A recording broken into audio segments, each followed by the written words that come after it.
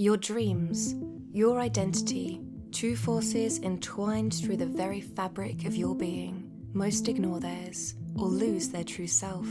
Abandoned dreams lay in ruins, while lost identities roam the planet in search of their true calling.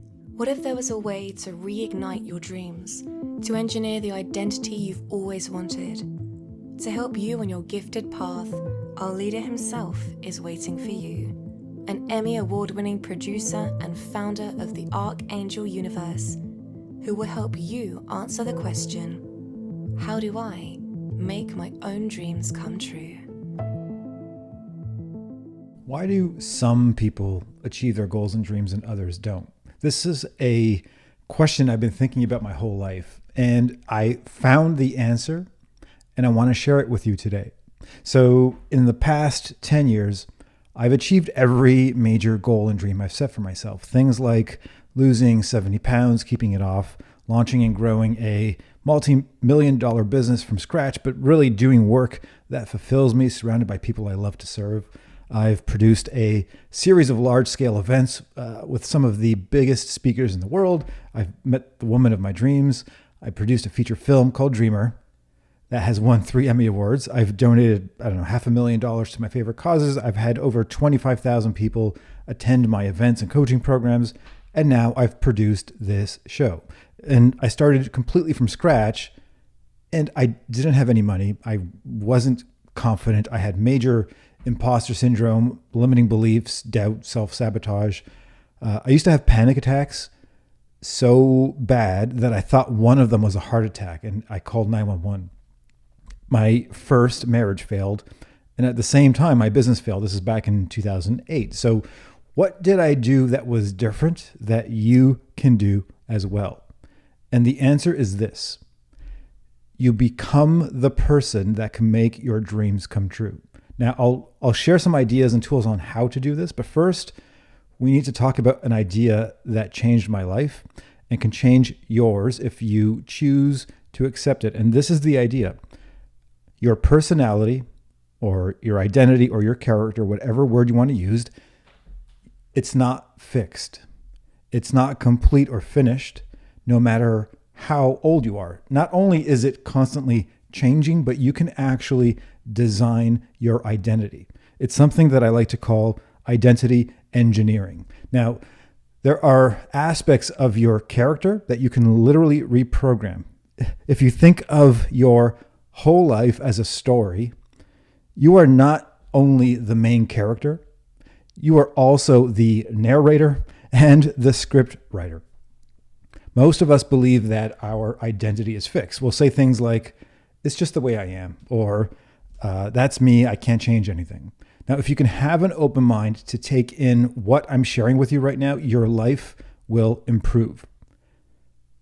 Which leads to the question, how do you change your personality? How do you design your identity? Well, here are a few tools that I teach that have also helped me on my own journey, and now they're helping people in my community.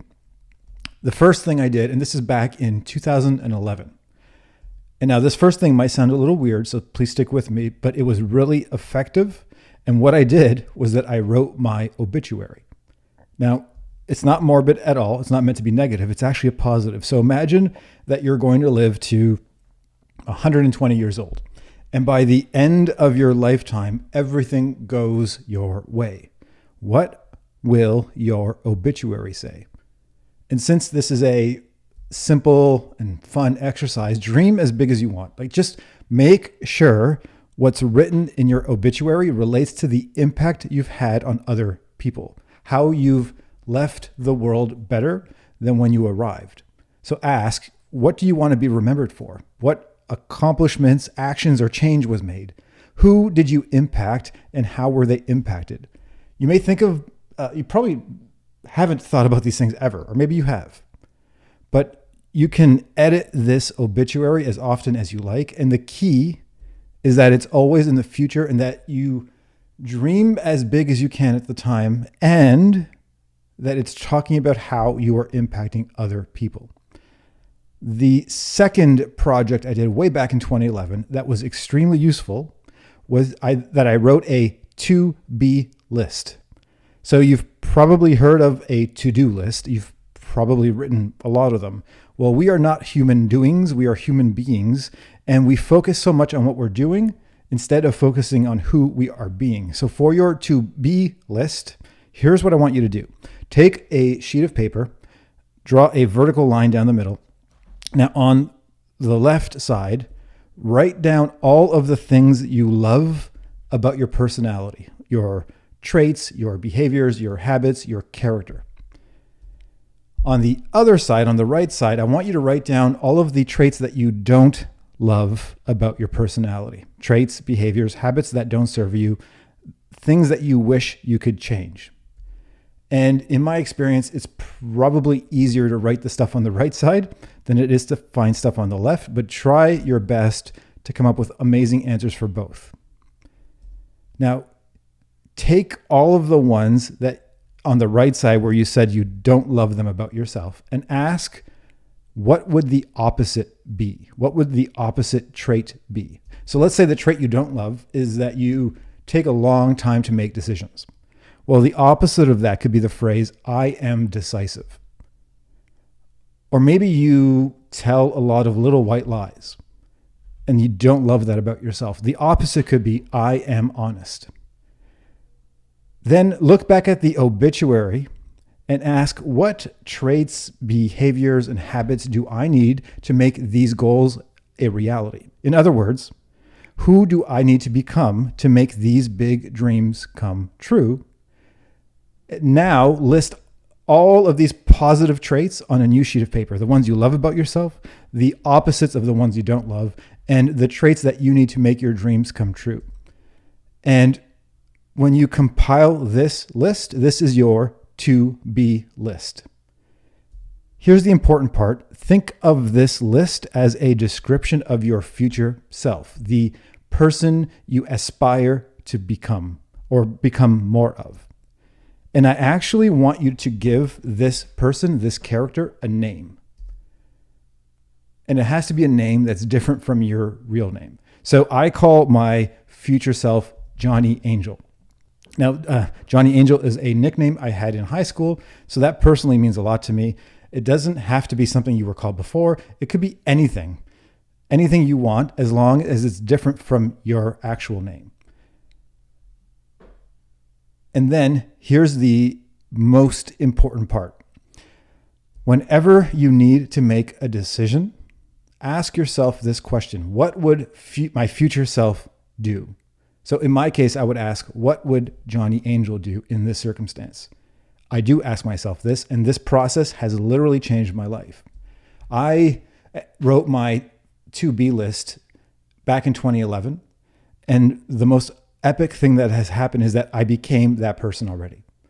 Everything that I wrote back then, whether it was something I loved about myself or something that I needed to become to make my dreams come true, or something that I was the opposite of what I loved about myself, now it is me. I have transformed into future self me. And I'm doing this exercise again because my dreams are way bigger and there are new things that I want to change about my identity. When I have an important decision, I ask, what would Johnny Angel do? And this is how I reprogrammed my behavior to get unstuck from the habits and traits that weren't serving me. You know, the issue that we probably all face is that we protect our identity because we feel safe with it. It's like wearing body armor. So when trying to change aspects of your character, your personality, or your identity, it becomes a threat to your system because those new or different behaviors feel unsafe. It's as if your ego thinks it's dying and needs protection. But if you think of your future self as a distinct person from you, and you admire them, and you ask, what would they do, and start adopting those kinds of choices, it's the way through this process. And by the way, if you want to see my original 2011 obituary and to-be list, I'll include a link in the show notes where you can download them. Now, the third thing I did back in 2011, and that was a very pivotal year for me, was that I started to build my dream community. And within my dream community and I would recommend you do the same thing within your own dream community. There are 3 groups of people that you can surround yourself with. So imagine that your entire life is an odyssey or a journey, and your obituary is the end of the journey, the end of the path. So what I did, and what I suggest you do as well, is to surround yourself with people who are, 1, beside you on the same journey. So think of these people as your peers. 2, people who are ahead of you on your journey, on your path, and they become your guides and mentors. And then 3, people who are behind you on your path. These are people that you can start to support on the same journey that you're on because you're actually ahead of them. So for me to find mentors and peers, in 2011, I joined a coaching program called Strategic Coach, run by an incredible genius named Dan Sullivan. The next year in 2012, I joined a mastermind group called Genius Network, run by my good friend, Joe Polish. The next year after that, I joined another group called MMT, run by another good friend, Jason Gaynard. And then in 2014, I created my own community, which is called Archangel, which now has thousands of members around the world. And since launching all of this, I've surrounded myself with some of the smartest people in the world when it comes to leadership, personal growth, business development, and impacting the world. And these mentors have now become friends. And this is why I started this show, so that my teachers can become your teachers. My friends become your friends. And I call this series The Gifted Show because I believe that we all have a gift to share with the world. And my mission is to help you dream bigger, share your gift, and change the world. So if you haven't already, please subscribe to this show. You can watch it on YouTube or listen to the audio version on Apple Podcasts, Spotify, or any podcast platform.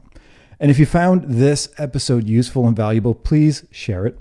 And I want to hear from you. I want to hear what you think of this episode and of the show. So follow me on Instagram and send me a DM. My handle is @giftedwithgio, GIFTEDWITHGIO.